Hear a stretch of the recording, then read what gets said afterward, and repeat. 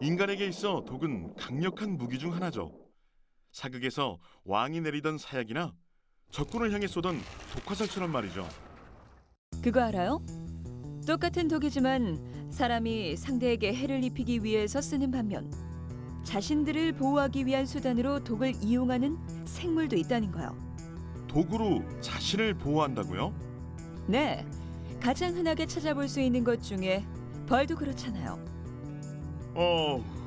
그 뾰족한 침만 봐도 그야말로 두려움의 대상이죠.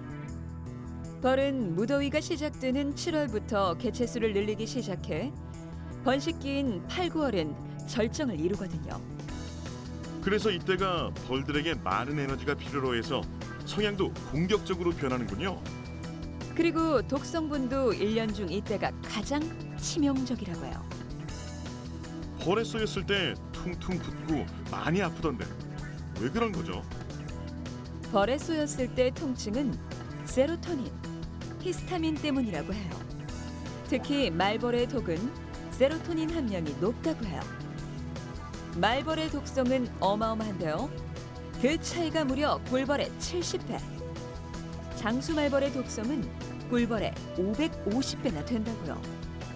근데 벌이 가진 독성보다 벌에 쏘였을 때 우리 몸의 면역 체계가 과민 반응하여 나타나는 알레르기 쇼크 반응이 더 무서운 거예요.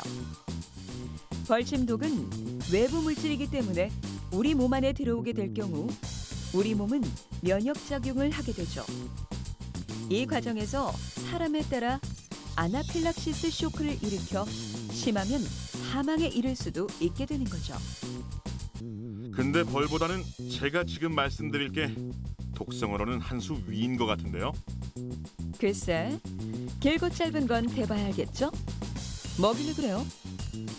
중국 시인 소동파 알죠? 그가 죽음과도 맞바꿀 만한 맛이라 극찬한 그것. 혹시 보거? 딩동댕. 보고는 말이죠. 해양 생물 가운데 가장 강력한 테트로도톡신이라는 독을 숨기고 있다고요. 이 독이 얼마나 무섭냐 하면 청산가리의 10배 독성이라고 할 수 있어요. 성인이라도 단 0.5mg만으로도 죽음에 이를 수 있대요. 보고독은 주로 신경 전달 체계에 영향을 미치는데 감각신경, 운동신경, 신경세포로 구성된 뇌를 직접 공격하죠. 아니, 그렇게 무서운 독이 보거의 몸 어디쯤에 있다는 거예요? 만소에도 있고 간, 신장, 안구, 피부. 어머나, 온몸이 독투성이네요. 누구나 반할 만한 매혹적인 맛을 지닌 식재료지만 잘못 섭취하면 보고독에 중독돼 심하면 사망에까지 이를 수 있다니 조심 또 조심해야겠어요. 하지만 뭐니 해도 독의 원주하면 뱀 아니겠어요? 뱀은 과거 인간에 의해 전쟁용 무기로 이용되기도 했대요. 기원전 184년 카른하고 한니발은 독사로 가득 채운 항아리를 상대배에 던지는 훈련을 시켰다지 뭐예요. 뱀하면 누구나 두려워하니 그럴 만도 하죠. 먼저 뱀독을 얘기하자면 그 종류에 따라 두 가지로 나눠볼 수 있어요. 독이라고 다 똑같은 독이 아니군요. 우선 코브라는 신경계통에 영향을 미쳐 호흡장애와 심장활동을 마비시키는 신경성 독을 갖고 있다고요. 살모사나 반시뱀도 만만치 않아요. 모세혈관의 벽을 파괴하여 혈관계통과 신체 조직에 해를 끼치는 혈액성 독을 갖고 있죠. 신경성 독을 가진 뱀에게 물리면 통증은 없지만 전신에 독이 퍼져 몸이 마비되고 사망에 이르게 되죠. 혈액성 독을 가진 뱀에 물리면 출혈과 심한 통증, 호흡곤란을 일으킬 수 있죠. 벌, 보고, 뱀까지 그야말로 독한 놈들의 독한 세계네요. 그런데 반전이 있어요. 이런 독이 사람을 살리는 약이 된다고요. 독이 약이 된다고요? 마술을 부리는 것도 아니고. 벌독의 경우 펩타이드 성분이 호르몬 분비를 촉진시켜 소염 진통작용을 하거나 항산화 작용에 효과가 있다는 것이 여러 실험을 통해 밝혀졌죠. 배터리에 출력이 약 17% 정도 볼트로 나오게 하면은 벌들이 공격을 하게 됩니다. 벌들이 공격하면은 4초 동안을 전기를 주고 3초 동안 쉬게 하면은 일벌들이 공격을 해서 끝난 애들은 다시 집으로 들어가고 새로운 애들이 또 공격을 하고 교체로 해서 공격을 해서 봉독을 채취하는 방법이 되겠습니다. 이렇게 벌독만 추출해 이용하는 방식이라면 더욱 효과적이고 안전하게 질환 치료에 이용할 수도 있겠네요. 그런데 독하기로 유명한 보고독은 약으로 쓰기 좀 힘들지 않을까요? 아니에요. 보거의 독은 신경세포만 일시적으로 마비시킬 수 있다는 점에서 신경치료제로서 잠재력을 지니고 있다고 평가받고 있어요. 또 통증 치료제와 마취제로 활용하기 위한 연구도 계속되고 있다고 하네요. 설마 뱀독도 치료제로 쓰려고 연구 중인가요? 아니요. 뱀독은 이미 치료제가 상용화되고 있다고요. 고혈압 치료제로 뱀독 성분 중에서 아미노액시드 4개, 5개짜리를 활용해서 캡토프릴 이런 그 고혈압 치료제가 개발되어 있고요. 지금 현재 많은 상용화가 이루어지고 있는 그런 상황입니다. 여기서 멈추지 않고 뱀독의 항암 효과에 대한 연구도 계속 이어가고 있다니 기대해 볼 만하겠죠? 독으로서 약으로서 동물독의 위력 오늘 확실히 알았네요.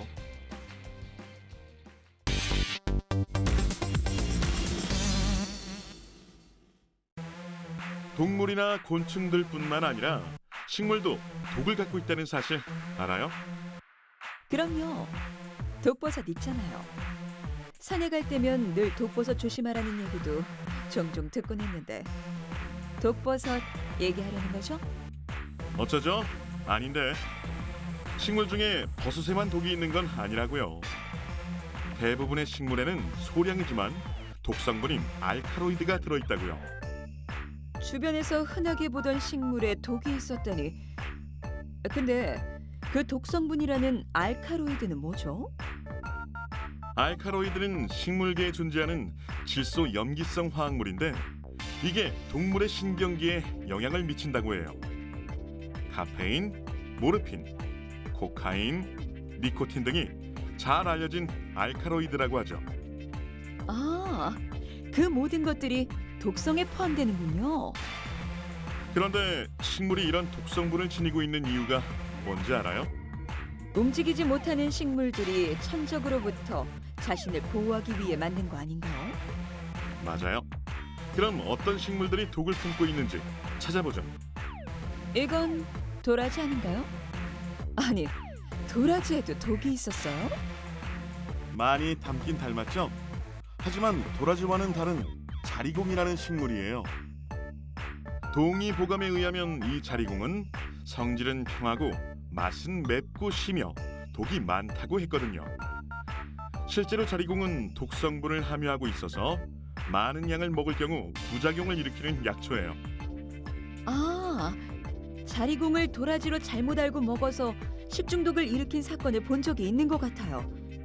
근데 이렇게 독초를 잘못 알고 먹는 경우가 자리공뿐만은 아니죠. 많은 사람들이 나물하고 독초를 구분 못해서 사고가 생기는 경우가 많습니다. 뭐 곰치와 동이나물이라든가 은방울꽃과 산마늘 이런 경우는 구분하기가 만만치가 않습니다. 무턱대고 섭취한다는 생각 자체를 삼가는 것이 필요하지 않나 그렇게 생각합니다. 그렇다고 자리공이 꼭 나쁜 것만은 아니에요. 한의학에서는 몸에 복수 찼을 때나 부종에 효과가 있다고 보고 있대요. 식물의 독도 유용하게 쓰이기도 하네요. 그리고 일반인들이 흔하게 헷갈리는 것 중에 이게 있는데요. 영변의 약산 진달래꽃 아름 따다 가실 길에 뿌리오리다. 그꽃 맞죠? 잘 보라고요. 진달래와 꼭 닮긴 했지만 산철쭉이에요. 철쭉이나 산철쭉은 독성이 있어서 잘못 먹으면 배탈과 구토로 고생할 수 있다고요. 이건 산삼인가요? 아니요, 백선이라고 하는데요. 백선은 약으로 쓰면 해열, 해독 작용을 해주고 피부 질환에 좋다고 해요. 그런데 이 백선의 뿌리를 봉삼 또는 봉황삼이라고 부르기도 하는데 백선의 뿌리 모양이 봉황을 닮았다고 해서 그렇게 부르는데 산삼보다 약효가 높다고 속여 팔거나 술을 담가 먹는데 백선에도 독성이 있는 만큼 조심히 섭취해야 된다고요. 백선피는 그 성질이 차갑기 때문에 수족이 냉한 사람들이 복용을 하면 안 됩니다. 만약 다량 복용하게 되면 체온이 내려가는 부작용이 생깁니다. 또 심하면 간 기능에 이상을 일으킬 수도 있다니 함부로 먹어서는 안 된다고요. 산에 사는 식물에만 독이 있는 건 아니죠. 맞아요. 가로수의 대명사 은행나무의 열매에도 독성 물질이 함유돼 있어요. 은행나무 열매에는 시안배당체와 함께 메틸피리독신이라는 독성 물질이 함유돼 있죠. 메틸피리독신은 한 번에 많은 양을 먹으면 의식을 잃거나 발작을 일으키는 물질로 알려져 있어요. 그래서 은행나무 열매는 반드시 익혀 먹고 성인의 경우 하루 10알, 아이들의 경우 2~3알 이내로 섭취해야 한다고 하는 거죠. 무심코 지나쳤던 주변 식물들이 이런 독을 품고 있었을 줄은 몰랐네요. 식용식물과 혼동하는 일이 빈번하게 일어나는 만큼 이번 기회에 확실하게 알아두면 좋겠어요.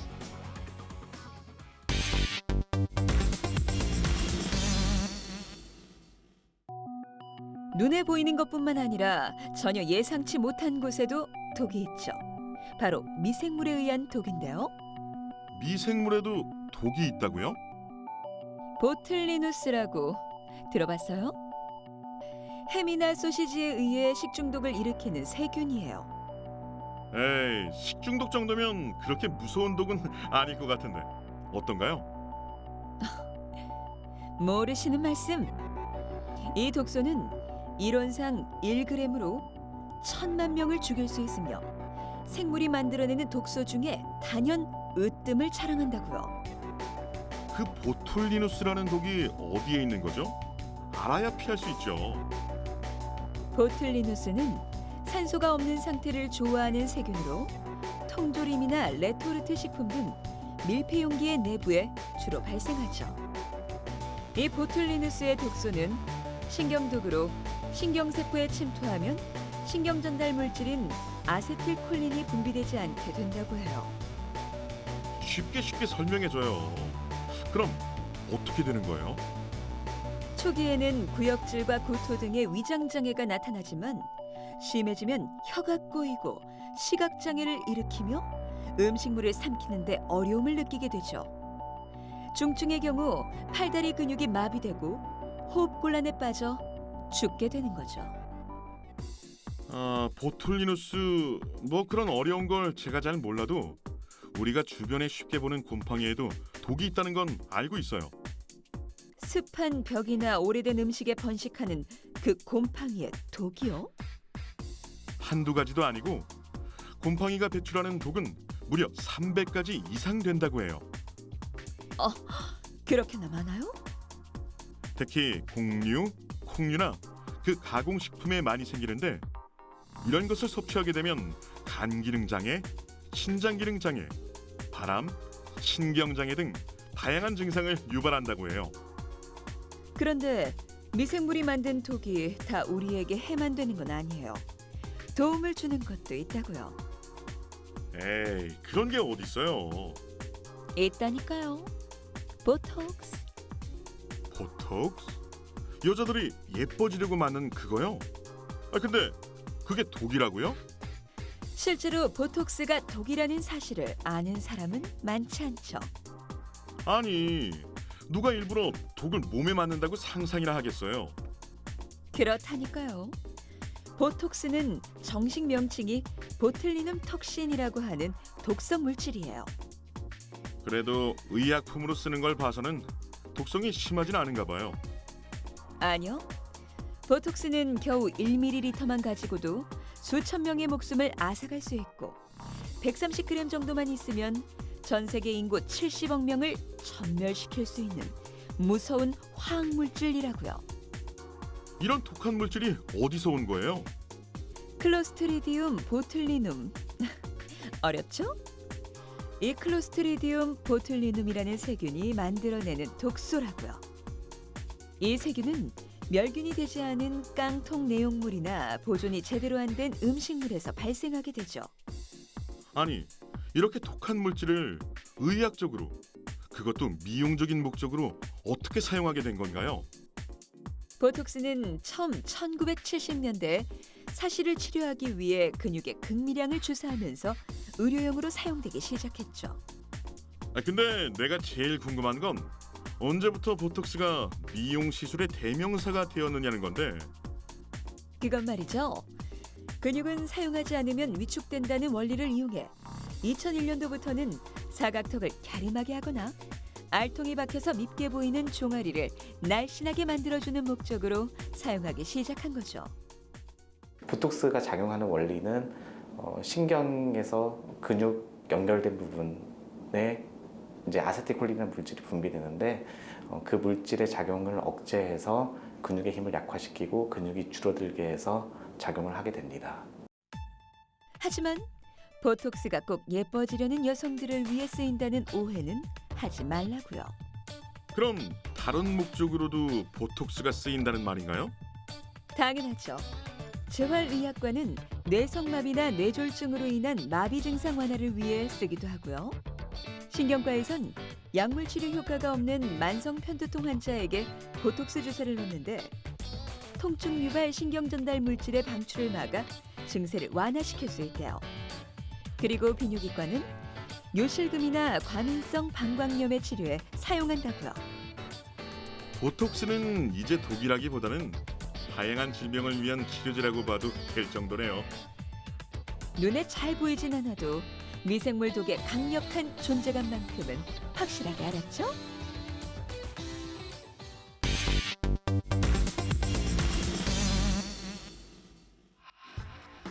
우리가 즐겨 먹는 식재료에도 독이 있다는 사실 알고 있어요? 식재료에 독이 있다고요? 고사리 좋아해요? 고사리? 볶아 먹어도 맛있고 육개장에 빼놓을 수 없는 그 고사리요? 맛도 맛이지만 식이섬유와 각종 무기질이 풍부해 장 운동을 촉진시켜 배변 활동을 활발하게 도와주고 칼로리가 낮아 다이어트에도 좋죠. 아니 잘하시면서 그렇게 좋은 고사리를 트집 잡을 게 있나요? 사실 이 고사리에 반전이 있거든요. 동의보감에 따르면 고사리는 맛이 아주 좋지만 오래 계속해서 먹어서는 안 된다. 양기를 소멸시키며 다리 힘을 약하게 해 걸음을 걸을 수 없게 된다라고 했거든요. 제 아무리 좋은 것도 과하면 문제가 될 수 있죠. 고사리도 적당히만 먹으면 되는 거 아닌가요? 먹는 양이 문제가 아니에요. 고사리에 들어있는 성분의 문제죠. 도대체 무슨 독이 들었길래 그런 거예요? 실제로 고사리에는 프타킬로사이드라는 알카로이드가 들어있는데요. 체내에 들어가면 이게 암을 유발할 수도 있다는 거죠. 프타킬로사이드라는 독이 있는 고사리를 우리가 어떻게 먹고 있는 거죠? 그게 바로 선조들의 지혜 덕분이죠. 우리가 고사리를 요리할 때 충분히 물에 담가 떫은 맛을 빼낸 후에 요리를 하잖아요. 생고사리에 있는 독소는 물에 잘 녹을 뿐만 아니라 열에도 약하거든요. 그래서 물에 오래 담가두는 것만으로도 쉽게 독성이 제거되는 거죠.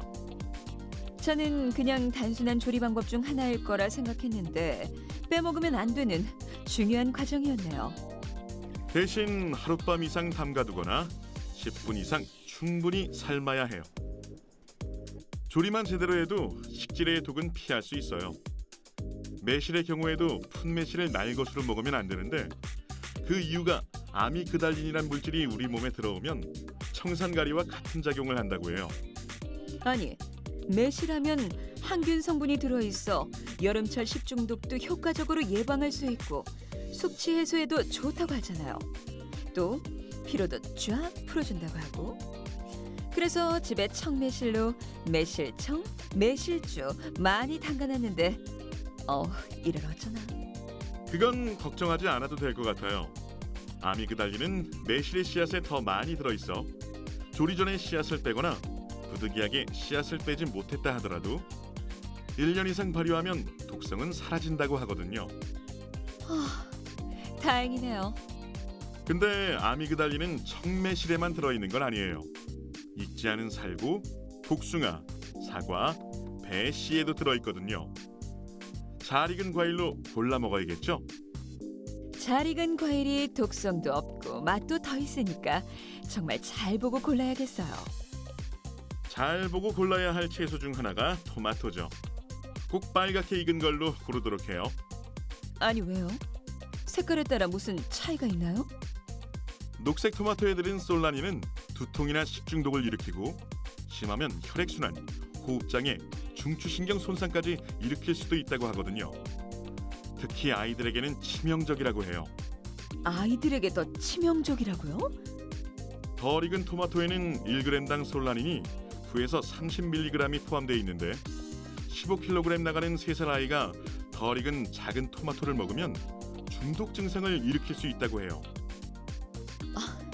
그런 일은 절대 있어서는 안 되겠지만 만약 중독됐다면 어떤 증상이 보이게 되죠? 솔라닌 중독 증상은 두통이나 복통, 메스꺼움, 구토 등이에요. 심하면 혈액순환이나 호흡장애, 중추신경 손상까지 일으킬 수 있다고 해요. 빨갛게 잘 익은 토마토는 꼭 아이에게 먼저 양보해야겠어요. 아, 참고로 이 솔라닌은 가지에도 들었는데 날것으로 먹을 때 위험하다고 하니 기억해두세요. 즐겨 먹으면서도 미처 알지 못했던 식재료의 비밀.